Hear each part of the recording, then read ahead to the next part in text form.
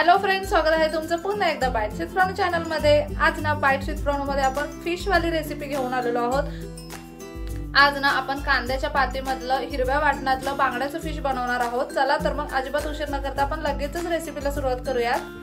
आता हे फिश बनवण्यासाठी सगळ्यात मेन इन्ग्रेडियंट म्हणजे हा बांगड्याचा मासा। अशा पद्धतीने बांगड्याच्या माशामधले काही पीस आपण अगदी स्वच्छ करून घेतलेले आहेत। मस्त असं स्वच्छ करून ते धुवून मासे आपण घेतलेले आहेत। साधारणतः 4-5 पीस घेतलेले आहेत मासेचे आपण।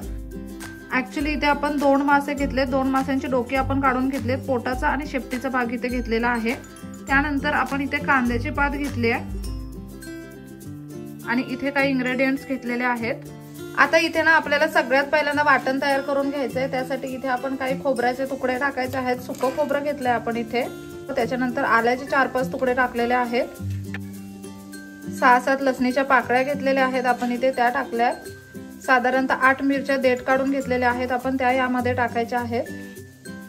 भरपूर अशी कोथिंबीर टाकायची आहे। 1 चमचे इतके धणे आपल्याला टाकायचे आहेत, अख्खे धणे आहेत हे। 4 काळी मिरी टाकायच्या आहेत। आता ही जी कांद्याची पात आहे ती आपल्याला थोडीशी चिरून घ्यायची आहे। खूप बारीक नाही चिरायची, कारण आपल्याला हिला मिक्सरलाच लावायचं आहे। आता मिक्सरच्या भांड्यामध्ये ही कांद्याची पात टाकूयात आपण। इथे तुम्ही पाहू शकता मिक्सर मधून अगदी छान असं हे वाटण आपण काढून घेतलेलं आहे। गरज असेल ना तर तुम्ही थोडंसं पाणी याच्यामध्ये ऍड करू शकता। आपण अगदी किंचितचं पाणी यामध्ये ऍड केलंय आणि ना हे छान असं वाटण आपण इथे तयार करून घेतलेलं आहे। आता लगेचच आपल्याला माशाचं कालवण करून घ्यायचंय। त्यासाठी सगळ्यात पहिल्यांदा कढईमध्ये आपण तेल घेऊयात। मस्त असं 3 ते 4 छोटे चमचे इतकं आपण तेल यामध्ये घेतलेलं आहे। तेल छान असं गरम झालं की हे जे हिरवं वाटण आपण केलंय ते यामध्ये टाकूयात। आणि आता ना तेलावरचे हे वाटण अगदी छान असं आपल्याला परतून घ्यायचंय। ह्या वाटणाचा कच्चेपणा पूर्णपणे निघून गेला पाहिजे। इथे आपल्याला हे वाटण छान असं परतून घ्यायचंय, कडेने मस्त तेल सुटेपर्यंत।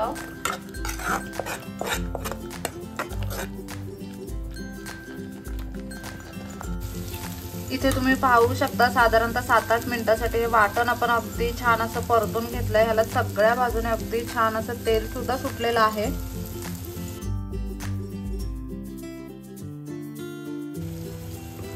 जसं कालवण तुम्हाला बनवायचं आहे ना त्या अकॉर्डिंग पाणी यामध्ये ऍड करा।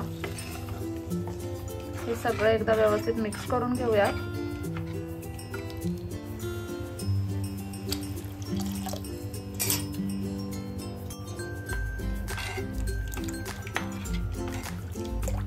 इथे तुम्ही पाहू शकता कालवणाला अगदी छान अशी उकळी आलेली आहे। आता यामध्ये आपण ना चवीप्रमाणे मीठ टाकून घेऊयात।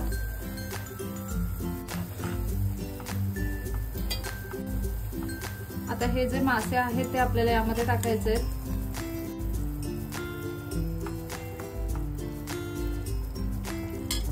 मासे जेव्हा कच्चे असतील ना तेव्हाच ते हलवायचे, म्हणजे कालवणामध्ये ना काटे नाही पसरत। ते शिजल्यानंतर मात्र ते अजिबात हलवायचे नसतात। आता ना यामध्ये आपण 2 कोकमाच्या फोडी टाकूयात। इथे आपण मीडियम गॅसवरती आता हे मासे झाकण ठेवून शिजवून घेणार आहोत।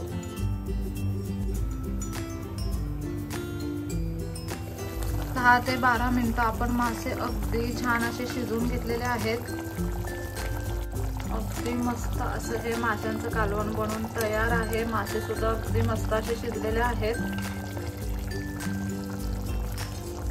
आता ना आपण गॅस बंद करूयात आणि लगेचच ना हे सर्व करून घेऊयात।